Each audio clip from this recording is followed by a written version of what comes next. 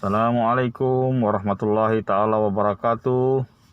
Bertemu lagi kita di channel Warisan Undersea.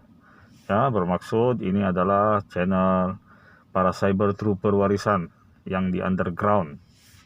Nah, tuan-tuan dan puan-puan, macam biasalah kita bikin analisis sedikit, kita bikin pendedahan sedikit, kita kasih fakta sedikit yang mudah-mudahan boleh menepis tohmahan pihak sebelah, yang mudah-mudahan boleh menambah kefahaman ahli dan orang-orang atas pagar yang bakal orang bilang tidak lama lagi masuk gelanggang pilihan raya 26 September ini. Nah, tuan-tuan, isu pada kali ini adalah saya mau membahas sedikit tentang Pati. Memandangkan pihak sebelah sering menjadikan isu Pati sebagai senjata diorang untuk tembak warisan, maka pada kali ini saya suka untuk mengupas tentang isu Pati, jelaskan tentang isu Pati. Nah, tuan-tuan, Pati seperti yang kita sedia maklum bermaksud pendatang asing tanpa izin, ya. Boleh jadi mereka masuk dengan izin tapi tiba-tiba kosong, atau memang masuk tanpa izin sama sekali. Nah, dalam konteks Sabah, pendatang asing tanpa izin ada dua, dari Filipina dan dari Indonesia. Tapi yang sering dibahas oleh pihak sebelah untuk menembak warisan adalah Pati yang berasal dari Filipina. Ini karena Pati yang berasal dari Filipina mempunyai persamaan dengan salah satu suku di Sabah, itu Bajo Pantai Timur, Bajo Sempurna. Dan kebetulan pula Bajo Sempurna ini adalah suku kepada Datuk Seri Shafie Apdal, Presiden warisan itu sendiri. Nah, jadi kita bahas isu Pati yang ini. Sedangkan Pati yang satu lagi adalah daripada Indonesia, yang kebanyakannya berasal dari Provinsi Sulawesi Selatan, Kalimantan Barat, Kalimantan Utara, dan Sulawesi Barat atau Sulbar, ya. Nah, jadi oke tuan-tuan, kita terus saja kepada inti Pati perbincangan pada kali ini, yaitu tentang Pati ini tadi. Nah, sebelumnya saya mau tanya dulu, Pati ini sebetulnya tanggung jawab siapa? Kerajaan persekutuan kah atau kerajaan negeri? Orang yang hidung dia melintang pun tahu ini semua tanggung jawab kerajaan persekutuan. Nah, jadi kalau ini tanggung jawab kerajaan persekutuan, bermaksud kegagalan menangani Pati selama ini adalah kegagalan kerajaan persekutuan, bukan kegagalan kerajaan negeri. Dalam konteks negeri Sabah, dari zaman berjaya lagi, Parti Berjaya, zaman PBS, Parti PBS, malah kegemilangan puncak kemasukan Pati-Pati di zaman pemerintahan UMNO, sampai kepada pemerintahan warisan, tidak ada kerajaan negeri yang mau isu Pati ini membelenggu pemerintahan mereka. Tetapi dilapor sama federal pun, kerajaan persekutuan pun tidak ada tindakan dari kerajaan persekutuan. Jadi ini jelas adalah kegagalan kerajaan persekutuan. Nah, kita boleh buktikan kenapa kita bilang kerajaan persekutuan gagal. Pertama, isu sempadan. Kawalan sempadan Sabah yang sering diterobosi oleh Pati dari pantai dari selatan Filipina adalah dari hujung Pulau Jambungan di utara Sandakan sampai ke bahagian selatan di Sempurna. Ya, laluan tikus diorang lah.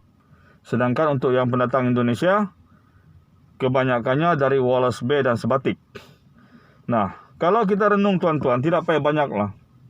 2 batalion tentera dan 1 regimen angkatan laut sudah cukup untuk menahan kemasukan Pati.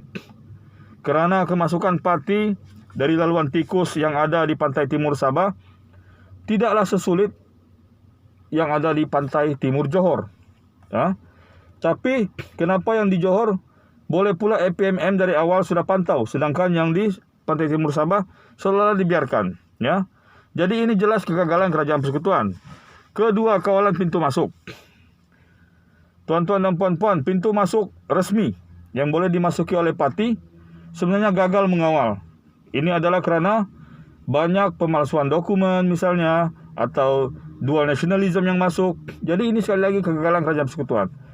Bukti terbesar kegagalan kerajaan persekutuan menangani isu Pati adalah jumlah Pati itu sendiri. Kalau kita bandingkan Sabah dengan Semenanjung, di Sabah dianggarkan ada sekitar maksimum kita ambil angka maksimum, sekitar 750,000 Pati. Ya, 750,000 Pati. yang terdiri daripada 500.000 parti dari selatan Filipina dan 250.000 parti dari Indonesia. Nah, jumlah ini kalau kita bandingkan dengan jumlah parti yang ada di Semenanjung Malaysia, yang di Semenanjung lebih banyak. Di Selangor saja, tuan-tuan dan puan-puan, kalau pergi semua restoran non-Muslim, semua pekerja Myanmar dan Vietnam. Restoran Muslim, pekerja Indonesia. Ya, pekerja Bangladesh, dan macam-macam lah orang bilang. Restoran Arab, apa semua. Di Selangor dan KL, wilayah Persekutuan Kuala Lumpur, jumlah parti jauh melebihi anggaran yang dikeluarkan oleh Kementerian Dalam Negeri. Mereka bilang parti yang ada di Selangor ada sekitar 2 juta orang. Nah, sedangkan jumlah penduduk Selangor sendiri adalah 4,4 juta orang. Kalau di Selangor ada 2 juta, bayangkan di Johor ada berapa? Di Pulau Pinang lagi. Nah, jadi siapa yang gagal menangani parti? Teruknya isu parti di Semenanjung, tuan-tuan dan puan-puan, tidak payah cerita. Ada yang pernah pergi pasar borong Selayang? Pasar borong terbesar di Malaysia dikuasai oleh parti Bangladesh dan Rohingya serta Myanmar. Pasar borong Meru di Kelang, di sebelah saya. Penuh dengan parti. Siapa yang pernah pergi Bukit Bintang? Bukit Bintang sekarang sudah macam Lebanon, sudah macam Syria. Pergi Puchong, sudah macam Yangon. Kalau hari Ahad pergi Kota Raya, bersepah parti dari Filipina, bukan dari selatan, dari Filipina. Jadi jumlah parti siapa yang lebih ramai? Jadi sekarang tuan-tuan, kenapa kita pun heran kenapa federal Kerajaan Persekutuan boleh gagal segagal-gagalnya menangani parti. Nah, kita lihat pertama penguatkuasaan. Penguatkuasaan kita longgar. Kita sebenarnya tidak bersungguh-sungguh untuk menangani isu parti. Bila isu parti di Semenanjung pun tidak sungguh-sungguh, di Sabah apatah lagi. Kamu bukan tidak tahu Sabah ini apa di mata persekutuan, kan? Nah, satu. Kedua, pertama penguatkuasaan longgar. Kedua, setelah parti-parti ini masuk, mereka sebenarnya sudah ada organisasi sendiri. Dan organisasi ini banyak yang ada link dengan penguatkuasa. Saya tidak mau sebut penguatkuasa yang mana, tapi tidak payah bohong lah. Diorang semua sudah pegang pelir penguatkuasa. Sorry kalau saya berkata kasar. Ini semua kita semua sedia maklum. Diorang ada konsortium yang boleh menghandle semua kedai-kedai runcit. Belum sempat warga tempatan mau sewa itu kedai runcit, orang sewa dulu. Jadi ini satu kegagalan sebenarnya. Jadi kenapa? Kenapa kerajaan negeri yang dituduh? Kerajaan negeri yang dituduh gagal bersekongkol dengan parti, sedangkan yang gagal kerajaan persekutuan. Kegagalan ini tuan-tuan terdedah semasa isu hot burger. Isu Abang Asri, hot burger di Sungai Buloh. Kan? Pelik tuan-tuan, pelik. Pasar borong orang Aceh. Nah, orang Aceh coba tengok. Apa permit untuk orang masuk dan apa lesen yang orang pakai, saya pun tidak tahu. Beberapa kali saya ajukan kepada ahli parlimen, saya tolong tanya di parlimen, apa permit orang pakai, tidak ada jawaban. Kementerian Dalam Negeri tidak ada jawaban. Orang Aceh. Ya, jadi sekali lagi saya bilang, berhenti menuduh warisan bersekongkol dengan parti. Yang bersekongkol dengan parti adalah orang yang memanfaatkan parti. Kita tahu kan, semasa pilihan raya, pengundi hantu, siapa yang menggunakan pengundi hantu? Siapa? Nah, tahu sendiri. Orang itu bersekongkol dengan parti. Dan sebagai imbalan, sebagai imbuhan, kena kasihlah lesen parti-parti ini. Di Sabah, kita bukan tidak tahu. Di KK, coba tengok. Bas mini, siapa yang kontrol? Macam mana diorang boleh dapat lesen? Parti kan? Awalnya parti, lama-lama jadi penduduk.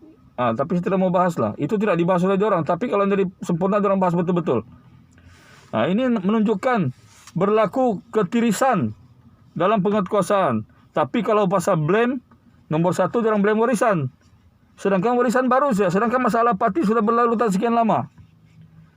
Jadi tuan-tuan dan puan-puan, mudah-mudahan penjelasan saya ini membuka minda tuan-tuan dan puan-puan. Jangan salahkan warisan soal parti. Salahkan parti yang lagi satu tuh. Dia orang ni bersekongkol dengan parti. Okey? Faham kan? Subscribe